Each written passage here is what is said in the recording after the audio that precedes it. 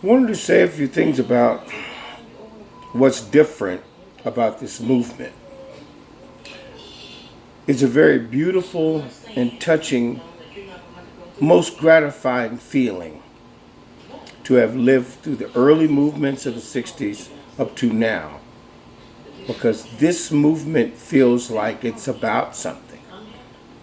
The other ones, well, they put us on a path that took us a while to get to certain places.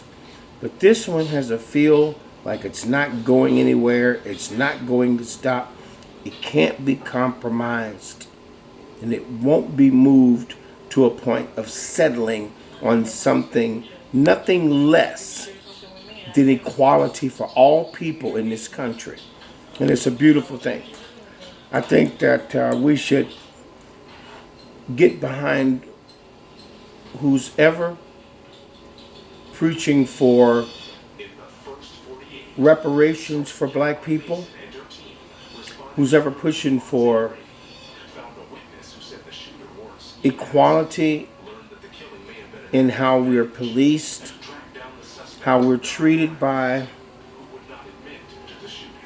those same parties who pretty much have been doing whatever they want to do to us. The time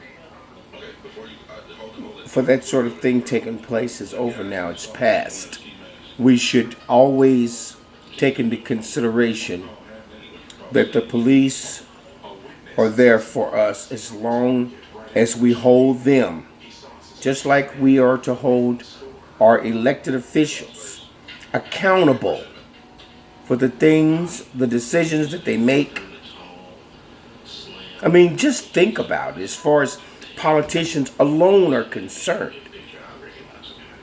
If they were held accountable to go to Capitol Hill and work for us, okay? Work for us.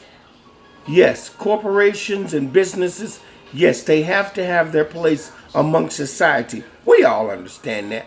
But for the little man, for the small business, for someone who basically has come here from another country working harder than any of the rest of us, that person too needs representation.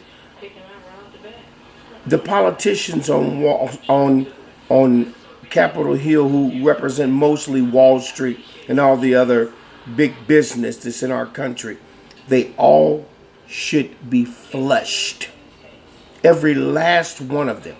They have failed us to a point that makes Mount Everest seem like a grain of sand.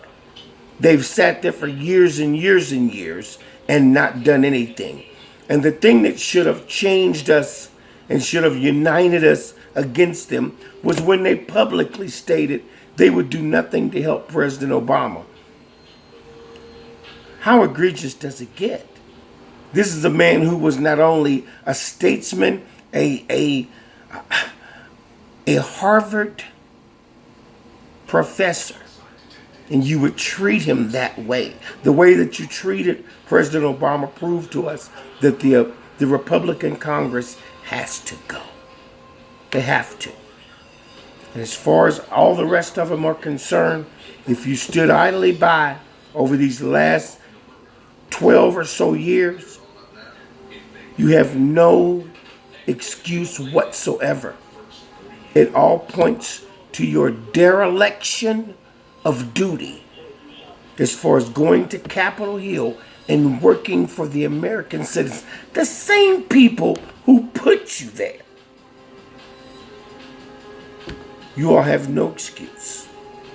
And so God bless you, and I hope somewhere down along the line, way down the line, that you can come up with an excuse that would justify your complete dereliction of duty towards the American people. God bless you.